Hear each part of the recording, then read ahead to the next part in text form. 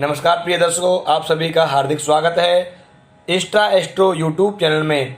आज आपको बताने वाले हैं निर्जला एकादशी, भीमसेनी एकादशी व्रत कथा एवं नियम किस प्रकार से करना चाहिए और क्यों करना चाहिए, किस किस ने इस व्रत को किया और व्रत के करने से क्या लाभ प्राप्त होता है, इन सब बातों पर विस्तार से वर्णन करेंगे। उससे पहले आप सभी से निवेदन है, Insta astro app play store और ऐप स्टोर से आज ही डाउनलोड करें और हमारे चैनल को इंस्टा एस्ट्रो यूट्यूब चैनल को आज ही सब्सक्राइब कर लें, जिससे नेक्स्ट वीडियो का नोटिफिकेशन आपको सबसे पहले प्राप्त हो। और ऐप को डाउनलोड करके आप हमारे एस्ट्रोलॉजर, न्यूमरोलॉजर, पालमेस्टर, टैरो रीडर, वैदिक ज्योतिष के साथ साथ नाड़ी ज्योतिष के आचार्यों से एक क्लिक में बात कर सकते हैं। इसलिए आज ही जल्दी से जल्दी ऐप को डाउनलोड करें और हमारे आचार्यों से बात करें। आइए जानते हैं निर्जला एकादशी। ओम नमो भगवते वासुदेवाय का मंत्र जाप करें और निर्जला एकादशी का विधान से पूजन करें। निर्जला एकादशी व्रत कथा। आज भगवान श्री कृष्ण बोले, युधिष्ठिर, आज धर्मात्मा सत्यवती नंदन श्री व्यास जी संपूर्ण शास्त्रों के ज्ञाता हैं, तत्वज्ञ हैं, वेद वेदांगों के पारंगत विद्वान हैं। आज उनसे भीमसेनी एकादशी, निर्जला एकादशी का व्रत सुनते हैं। तब व्यास जी कहने लगे, दोनों पक्षों की एकादशियों का व्रत करना चाहिए और दोनों पक्षों की एकादशियों को भोजन नहीं करना चाहिए। द्वादशी को स्नान आदि से पवित्र होकर के फूलों से भगवान केशव का पूजन करके नित्य कर्म से निवृत्त होने के पश्चात पहले ब्राह्मणों को भोजन देकर अंत में स्वयं भोजन करना चाहिए। राजन, जनाशोच और मरणाशोच दोनों भी एकादशियों में, जैसे कि किसी के परिवार में किसी बच्चे का जन्म होता है या किसी परिवार में किसी कारण से किसी की मृत्यु हो जाती है, तभी भी एकादशियों के दिन भोजन नहीं करना चाहिए। यह श्री व्यास जी महाराज का कथन है, वेदों का कथन है। यह सुनकर भीमसेन बोले, परम विद्वान पितामह, मेरी उत्तम बात सुनिए। राजा युधिष्ठिर, माता कुंती, द्रौपदी, अर्जुन, नकुल, सहदेव एकादशी को व्रत करते हैं, कभी भोजन नहीं करते और मुझसे भी हमेशा यही कहते हैं, भीमसेन तुम भी एकादशी का व्रत किया करो और उस दिन अन्न ना खाया करो। किंतु मैं इन लोगों की कही बात को नहीं सुनता हूँ और मैं भूख से बहुत व्याकुल हो जाता हूँ और भोजन कर लेता हूँ। भीमसेन की बात सुनकर व्यास जी ने कहा, यदि तुम्हें स्वर्ग लोक की प्राप्ति चाहिए, स्वर्ग और नरक में अगर आप फर्क समझते हैं, तो दोनों पक्षों की एकादशी को आप भोजन ना करें। भीमसेन बोले, महाबुद्धिमान पितामह, मैं आपके सामने सच्ची बात कहता हूँ, एक बार भोजन करने से मुझे व्रत की किया हुआ फल भी मुझे प्राप्त ना हो सके, किंतु उपवास करने से मैं बहुत ही कठिन परिस्थिति में चला जाता हूँ, क्योंकि मेरे उदर में ब्रक नामक अग्नि सदा प्रज्वलित रहती है। अतः जब मैं अधिक भोजन करता हूँ तभी वह शांत होती है। अगर मैं एक बार भोजन करके व्रत करूं तो वह भी नहीं कर सकता। इसलिए महामुने, मैं वर्ष भर में केवल एक ही उपवास कर सकता हूं, जिससे स्वर्ग की प्राप्ति हो और सुलभ हो। उसे मुझे आप बताएं, जिससे मैं कल्याण का भागी बन सकूं। ऐसी बात सुन करके व्यास जी ने कहा, भीमसेन, ज्येष्ठ मास में सूर्य वृष राशि पर हों या मिथुन राशि पर हों और शुक्ल पक्ष में जो एकादशी है उसका यत्न पूर्वक निर्जल व्रत करो।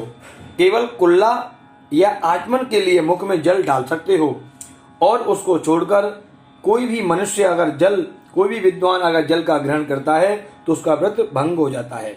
एकादशी को सूर्योदय से पहले और अगले दिन द्वादशी को सूर्योदय के समय तक जल का परित्याग करने से यह व्रत पूर्ण होता है। तदंतर द्वादशी को निर्मल प्रभात काल में स्नान आदि करके ब्राह्मणों को विधि पूर्वक जल, स्वर्ण दान आदि करे। इस प्रकार कार्य पूर्ण करके इंद्रियों को जीतता हुआ वह पुरुष ब्राह्मणों के साथ यथाविध उनको भोजन करावे। वर्ष भर में जितनी भी एकादशियां आए उन सब का फल निर्जला एकादशी के सेवन करने से मनुष्य को प्राप्त होता है। इसमें तनिक भी संदेह नहीं है। शंख चक्र गदा धारण करने वाले भगवान केशव उससे प्रसन्न होते हैं और यह प्रार्थना करें, हे भगवान, आप प्रसन्न हो और मेरे निराहार व्रत को आप स्वीकार करते हुए मेरे सभी पापों को मुझसे दूर करें। एकादशी का व्रत करने वाला पुरुष विशालकाय, विकराल आकृति, काले रंग वाले दंडधारी भयंकर यमदूत आदि से कभी नहीं डरता। अंतकाल में पीताम्बरधारी भगवान सौम्य स्वभाव वाले, हाथ में शंख चक्र सुदर्शन वाले, मन तथा वाणी को यथावित सुशोभित करने वाले भगवान के दूत आते हैं और भगवान के धाम को ले जाते हैं। अतः निर्जला एकादशी का व्रत पूर्वक करने से, उपवास करने से कभी भी मन अशांत नहीं होता और श्री हरि का पूजन करने से उसके सभी मनोरथ सिद्ध हो जाते हैं। यह बहुत ही पुण्य देने वाला व्रत है। इसमें एक कोटि एक परिहर के समान एक स्वर्ण मुद्रा करने दान करने से अलग अलग फल प्राप्त होता है। मनुष्य निर्जला एकादशी के दिन स्नान, दान, जप, होम आदि से भी यथाविध भगवान का पूजन करता है और अक्षय व्रत का फल प्राप्त करता है। भगवान विष्णु का कथन है, निर्जला एकादशी को विधि पूर्वक उत्तम रीति से उपवास करने से मानव विष्णु पद को प्राप्त कर लेता है। जो मनुष्य एकादशी के दिन अन्न खाता है वह पाप का भोजन करता है। इस लोक में वह चांडाल के समान है और मरने पर दुर्गति को प्राप्त होता है। ज्येष्ठ मास के शुक्ल पक्ष की एकादशी को उपवास करने से अधिक दान और फल प्राप्त होता है। जिन्होंने एकादशी को उपवास किया वह ब्रह्म हत्या आदि, शराब, चोर, गुरुद्रोही आदि जितने भी पातक हैं उनसे मुक्त हो जाते हैं। किंतु कुंती नंदन निर्जला एकादशी के व्रत से के दिन श्रद्धालु स्त्री पुरुष जो भी हों कर्तव्य से व्रत करें और भगवान का पूजन करें। उसे क्या करना चाहिए? उस दिन जल में शयन करने वाले भगवान विष्णु का पूजन करना चाहिए। जलमयी धेनु यानी गाय को जल में खड़ा करके दान करना चाहिए।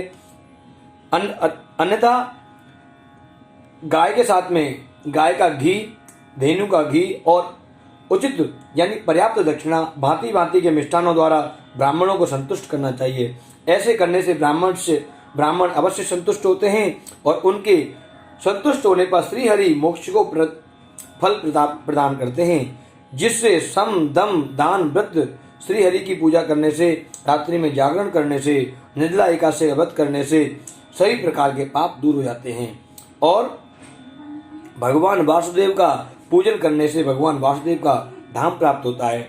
निर्जला एकादशी के दिन अन्न, वस्त्र, गौ, जल, शैया, सुंदर आसन, कमंडल तथा छाता दान करने चाहिए और ज्येष्ठ एवं श्रेष्ठ यथाविध जो श्रेष्ठ ब्राह्मण हैं उनको सुपात्र ब्राह्मणों को यथाविध सोने के समान भगवान विष्णु की प्रतिमा, सोने से बनी हुई सुंदर मुकुट धारण करी हुई भगवान की विष्णु की प्रतिमा दान करनी चाहिए तथा अलग अलग प्रकार के भोजन पदार्थ दान करने चाहिए और भगवान की श्रद्धा पूर्वक पूजन करते हुए निराहार रहना चाहिए और निराहार रह करके भगवान का विधि पूर्वक पूजन करना चाहिए।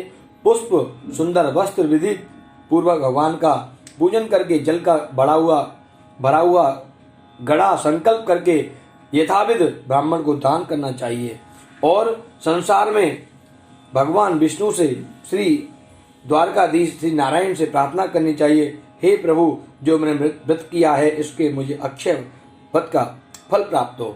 इस एकादशी को भीमसेनी एकादशी भी कहते हैं। भीमसेन ने ज्येष्ठ मास के शुक्ल पक्ष की एकादशी को सुना और उसका निर्जल व्रत किया तथा उस दिन श्रेष्ठ ब्राह्मण को शक्कर के साथ जल के घड़े का दान करके उसने उस व्रत से सभी एकादशियों का फल प्राप्त किया। तत्पश्चात द्वादशी को भोजन करने से और बाद में स्वयं भोजन करके इस व्रत को पूर्ण रूप से किया और वह सब पापों से मुक्त होकर के आनंद को प्राप्त हुआ। यह सुनकर भी भीमसेन ने व्रत को किया, इसलिए अगले दिन जो द्वादशी आती है उसे पांडव द्वादशी के नाम से जानते हैं। बोलिए एकादशी मैया की जय। आइए आप सभी एकादशियों का नाम उच्चारण करते हैं और उसके बाद में ओम नमो भगवते वासुदेवाय मंत्र का जाप करते हुए आप सभी अपनी एकादशी का बड़े भाव से, बड़े श्रद्धा से पारायण करें, आनंद करें। जय श्री राधे। उत्पन्ना एकादशी, उत्पत्ति एकादशी, मोक्षदा एकादशी, सफला एकादशी, पुत्रदा एकादशी, सड़तिला एकादशी, जया एकादशी, विजया एकादशी, आमली एकादशी, पापमोचनी एकादशी, कामदा एकादशी, बरुतनी एकादशी, मोहिनी एकादशी, अपरा एकादशी, निर्जला एकादशी, योगिनी एकादशी, शयनी एकादशी, कामका एकादशी, पुत्रदा एकादशी, अजय एकादशी, पद्मा एकादशी, इंदिरा एकादशी, पापांकुशा एकादशी, रमा एकादशी, प्रबोधिनी एकादशी, कमला एकादशी और कामदा एकादशी। बोलिए एकादशी मैया की जय। ओम नमो भगवते